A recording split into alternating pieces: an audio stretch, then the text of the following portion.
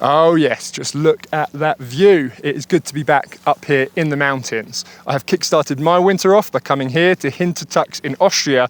And if you guys want to extend your season outside of those normal winter months, I can really recommend checking this place out. It is awesome.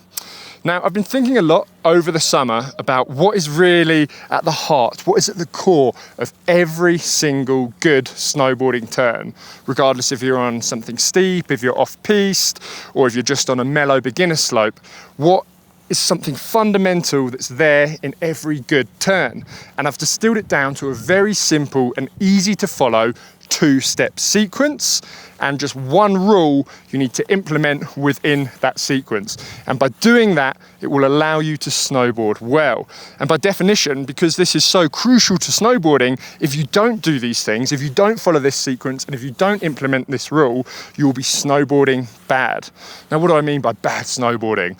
Well, you're going to be doing something like kicking the back foot out, skidding the board around, basically losing grip and losing control.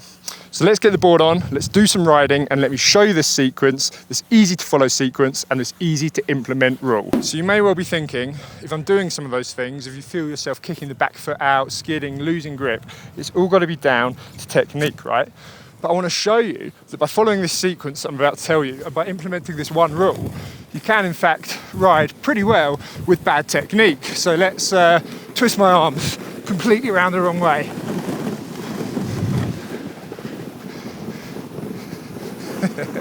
Let's ride as tall as I can. Whoa, I feel every vibration through the board, but I'm still leaving a pretty thin line. I had to absorb that little bump with my knees there. And how about let's ride with some really bad posture. Let's completely bend at the waist here. But as you can see, I'm still leaving a nice thin line behind me. So what is that sequence that I'm following, and what is that one rule that I'm implementing? Well, the sequence is very simple. It has two steps. First step is edge change, and next step is turn. Okay? And what I mean by that is that I don't want you to confuse the edge change with the turn. When you change edge, you shouldn't be trying to rotate the board or twist the board. You're just trying to roll the board from one edge to the other. That will allow the new edge to grip in the snow, and then once the edge change has been completed, the turn starts. So I'm in the turn phase now. Once I finish the turn, edge change.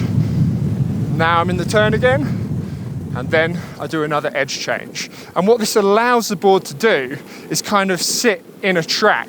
There's no rotation here at the edge change, so when I roll from one edge to the other, the board then kind of slots into that track, grips in the snow, and pulls you through the turn.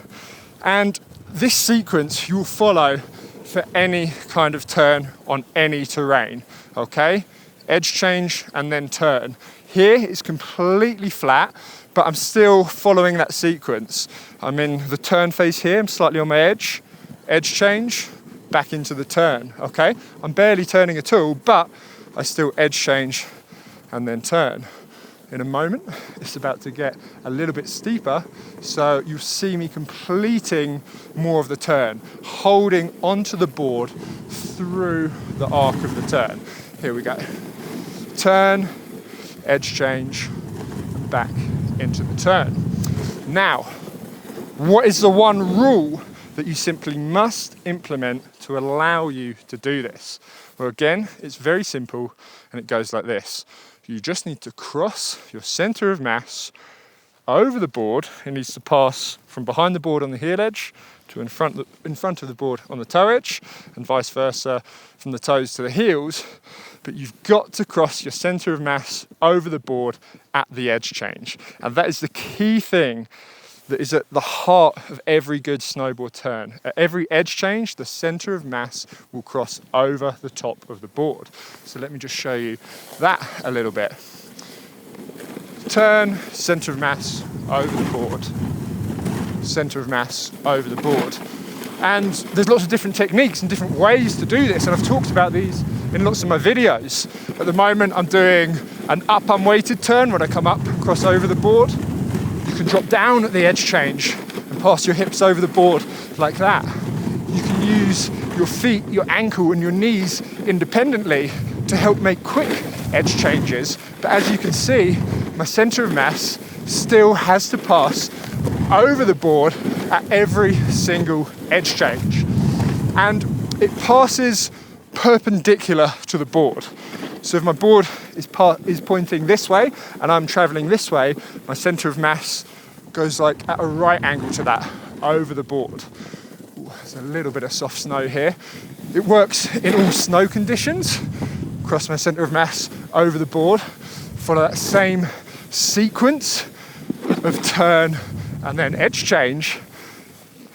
And now I want to show you what happens if you don't do that. If you don't cross your center of mass over the board at the edge change, because if it's essential for good snowboarding, then it should be impossible to do a good turn without crossing your center of mass over the board. Maybe this is getting a little bit confusing, but let me just quickly show you. So I'm on my heel edge, I'm not crossing my center of mass over the board, but I can bring my board under my center of mass by kicking the back foot out. Watch this again here. Center of mass stays in the same place, kick the back foot out, and that allows me to pass the board under my center of mass. And this is probably one of the most common mistakes in snowboarding. Yes, I'm still turning, but it's very, very skiddy. It's like my front foot is a pivot point and I'm just not getting any grip through my board. This might be something you don't find yourself doing on mellow slopes like this, but when it gets steeper, you kind of panic and you kick that back foot out. And if you do that, rather than crossing your center of mass over the board, you're passing your board under your center of mass, which means you're never going to get a nice grippy turn. It's going to basically mean your edge changes are going to suck. So I wanted to start off the winter with this video because it's really important to understand this kind of simple theory of good snowboarding. Edge change is separate from the turn. You make the edge change by crossing your center of mass over the board, and then you lock into the turn and allow the side cut of the board to pull you round the arc of the turn. If you aren't doing that, there's no point in practicing any of the other techniques I've talked about. There's no point in practicing retraction turns or knee steering or anything, because no matter how hard you try to do that, if you're simply not crossing your center of mass over the board at the edge change, and if you're not going edge change and then turn, none of those things will help you. Okay? So to carry on improving your edge changes, check out this video up here. It's one of my favorite edge change exercises, and you can also watch this one down below that goes through edge change drills from worst to best. Thank you for watching, and I can't wait to make some more videos, and I'll see you in the next one.